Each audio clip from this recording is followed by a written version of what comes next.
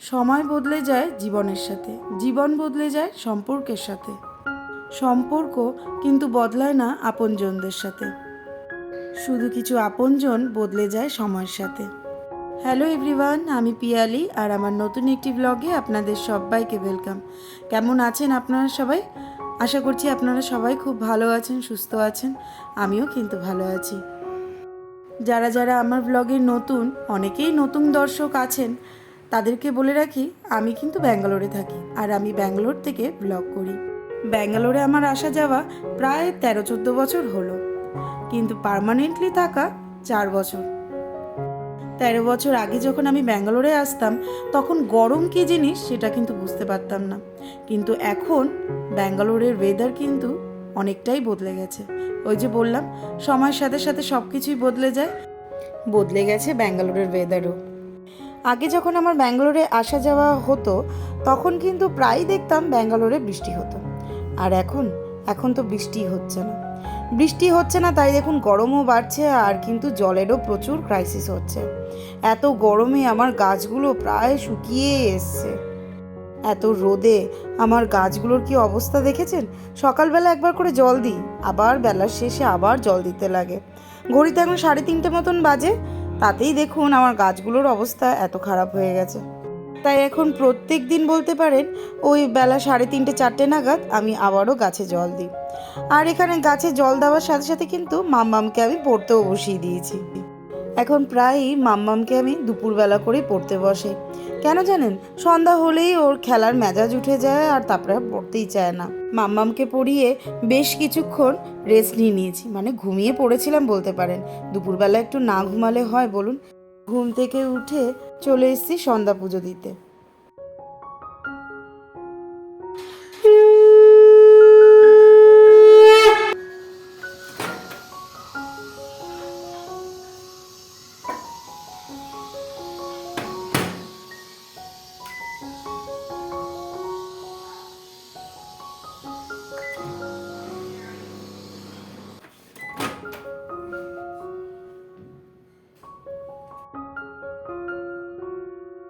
বরমশাই সারাদিন অফিসের কাজ, মিটিং এই করে করে ক্লান্ত হয়ে পড়ে, তাই দুবেলা একটু চা আর কফি না দিলে তার মেজাজ ঠিক থাকে না। আর আমি এখানে নিয়ে বসে পড়েছি পেপসি। এত গরম পড়েছে যে গরমে সবসময় মনে হচ্ছে ঠান্ডা কিছু জিনিস খাই। আর আমি এমনিতেই জানেন তো ঠান্ডা জিনিস খেতে ভীষণ ভালোবাসি। গরমকালে ঠান্ডা জিনিস খেতে কে না ভালোবাসে বলুন তো? আমি অবশ্য শীতকালেও ঠান্ডা জিনিস খেতে ভালোবাসি। পেপসি, আইসক্রিম, কোল্ড ড্রিঙ্কস এগুলো যেন আমার সব সময় চলে। সন্ধ্যা পুজো দিয়ে বরমশাইকে কফি টফি দিয়ে বসে পড়েছি সংসারের জিনিসপত্র গোছাতে।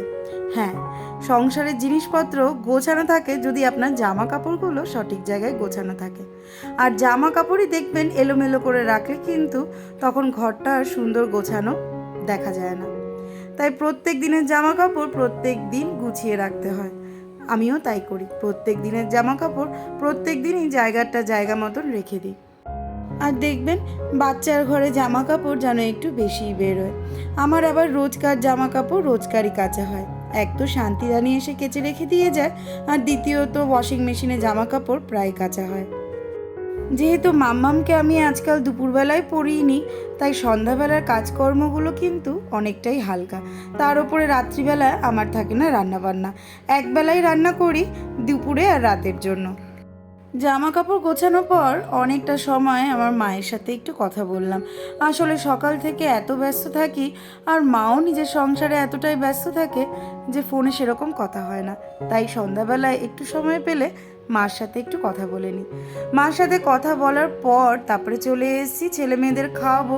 আর বাসনগুলো যদি জায়গা মতন না রাখি তখন কি হয়, স্ল্যাবটা আমার খালি হয় না। আর তাতে কি হয়, ছেলে মেয়েদের খাওয়াতেও অসুবিধা হয়ে যায়, মানে এখানে জিনিসপত্র রাখা যায় না।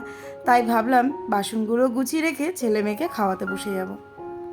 আজকে দুপুরে করেছিলাম একটু তেঁতোর ডাল, সোয়াবিনের তরকারি, আর কালকেকার একটু মাংস ছিল যেটা আমি দুপুরবেলায় খেয়ে শেষ করে নিয়েছি। এখন ওই ডাল তরকারিগুলো একটু গরম করে নেব, আর সাথে একটা ডিম ভেজে নেব। ছেলে মেয়েদের মাছ মাংস ছাড়া খাওয়ানো ভীষণ প্রবলেম হয়ে যায়। প্রত্যেক দিনই ওদের একটু মাছ চাই, মাছ না হলে মাংস, আর মাংস না হলে ডিম। দুপুরে অনেক কষ্ট করে ডাল ভাত খাইয়েছি, আর একটু ঢ্যাঁড়স সেদ্ধ দিয়েছিলাম, সেটাও খাইয়ে দিয়েছিলাম, যার জন্যে আর বেশি ঝামেলা করেনি। কিন্তু রাতে তো আর ঢ্যাঁড়স সিদ্ধটা নেই, যার জন্যেই একটা ডিম ভাজতে হলো। মাম্মাম যেহেতু সারা দুপুর ঘুমায় না, যার জন্য কি হয়, ও রাত্রিবেলা তাড়াতাড়ি করেই ঘুম পেয়ে যায়। এখন ঘড়িতে 9টা বাজে, আর দেখুন দুজনকে খাওয়াতে বসিয়েছি, তাও মাম্মামের রাগ হচ্ছে যে ও খাবে না, ওর ঘুম পেয়ে গেছে। যাই হোক, দুজনকে খাইয়ে দাইয়ে তাড়াতাড়ি করে শুয়ে দেবো। এত অবধি যারা আমার ভিডিওটা দেখছেন তাদেরকে বলবো, যদি ভালো লেগে থাকে তাহলে অবশ্যই একটা লাইক করবেন। লাইক করতে কিন্তু একদম ভুলবেন না, আপনাদের একটা লাইকে আমার এই ভিডিওটা অনেক লোকেদের কাছে পৌঁছে দিতে সাহায্য করে। আর যদি মনে করেন এই ছোট্ট বোনটাকে একটু সাপোর্ট করবেন, একটু ভালোবাসা দেবেন, তাহলে আমার চ্যানেলটাকে সাবস্ক্রাইব করে আমার পাশে থাকবেন। ছেলে মেয়েদের খাইয়ে দাইয়ে এবার চলে এসেছি বিছানাটা ঝাড়তে। বিছানা পরিষ্কার করে ওদের তাড়াতাড়ি শুয়ে দেবো। এমনি তো মামামের কালকে সকালে স্কুল আছে, তাই একটু তাড়াতাড়ি না ঘুমালে সকাল সকাল উঠতে পারে না। গুড নাইট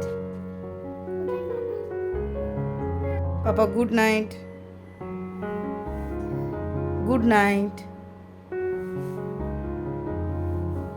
চলো, ছেলে মেয়েদের তো আমি বিছানায় শুয়ে দিয়ে এসেছি, এবার আমি আর আমার হাজব্যান্ডও খাওয়া দাওয়া করে নিয়েছি। তারপরে বাকি কাজটা সারতে লাগে। সবার প্রথমে টেবিলটা পরিষ্কার করে নিতে লাগে, আর টেবিল পরিষ্কার না করে রাতে ঠিক আমার ঘুমাতে ভালো লাগে না। রান্নাঘরটা পুরো পরিষ্কার থাকলে সকালে কাজ করতে অনেকটা সাহায্য হয়। রাত্রিবেলা বরের জন্য ভিজিয়ে রাখি মেথির জল, সেটাও ভিজিয়ে রাখলাম। চলুন তাহলে আজকের ব্লগটা আমি এখানেই শেষ করছি। সবাই ভালো থাকবেন, সুস্থ থাকবেন। আমি চলে আসবো নতুন আরেকটা ব্লগ নিয়ে। রাতে তো আর সেরম কোনো কাজ নেই, শুধু চুলটা বেঁধে শুয়ে পড়ার কাজ। সবাই ভালো থাকবেন, সুস্থ থাকবেন। আমি চলে আসবো নতুন একটা ব্লগ নিয়ে। টাটা।